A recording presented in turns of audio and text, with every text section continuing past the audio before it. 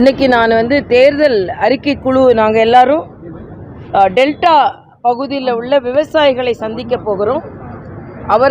அவர்களின் கோரிக்கை என்ன, உண்மையாகவே அவர்களிடம் என்ன கோரிக்கை இருக்கிறது, நேரடியாக அதை சென்று பார்த்து அவர்களோடு கலந்துரையாடி அவர்களோட கோரிக்கையை நாங்கள் தேர்தல் அறிக்கையில் சமர்ப்பிக்கலான் இருக்கிறோம்.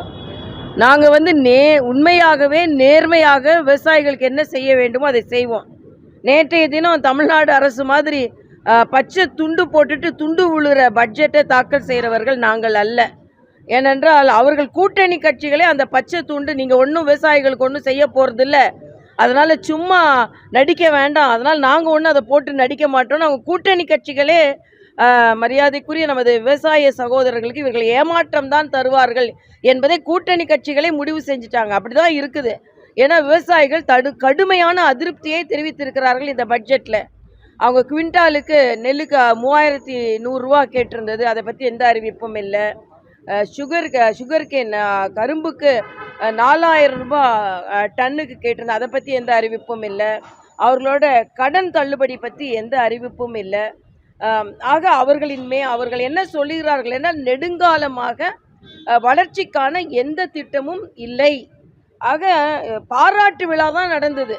ஏறக்குறைய ஒரு கூட்டத்தை வைத்துட்டு வெளியே பாராட்டு விழா நடத்துறதுக்கு பதிலாக உள்ள ஒரு பாராட்டு விழா நடத்த ஒருத்தங்க முதுக தட்டி கொண்டு இருந்தார்களே தவிர நிச்சயமாக தமிழகம் எந்த விதத்திலும் இதனால் பலனடைய போவதில்லை என்பதை அவர்களின் பட்ஜெட் எல்லாத்துக்கும் மத்திய அரசு அவங்க குறை சொல்கிறாங்க.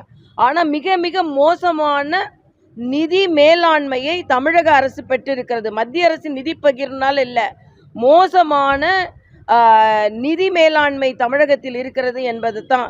அங்கே அதில் மாற்றம் எப்படின்னா, நீங்கள் நெடுங்கால அடிப்படை கட்டமைக்கு எவ்வளோ ஒதுக்கி இருக்கிறீங்க, திட்டங்களுக்கு எவ்வளோ ஒதுக்கி இருக்கிறீங்க, அதிலே மிகப்பெரிய வேறுபாடு. இதில் வேற இந்த தமிழக திமுக மாடலை இந்தியா முழுவதும் பின்பற்றுகிறலாம். பல மாநிலங்களில் உபரி பட்ஜெட் தாக்கல் செஞ்சுருக்கிறாங்க.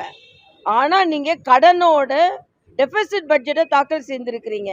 அதனால் தமிழ்நாடு அரசு மிக மோசமான நிலையில் இருக்கிறது என்பதற்கு பிரமாண பத்திரம்தான் நேற்றைய அவர்களே வாசித்த அந்த இடைக்கால பட்ஜெட். வெட்ட வெளிச்சமாக மக்களுக்கானவர்கள் அல்ல என்பதை தெரியப்படுத்தி இருக்கிறார்கள். இதனால் இதன் பலனை அவர்கள் அனுபவிப்பார்கள்.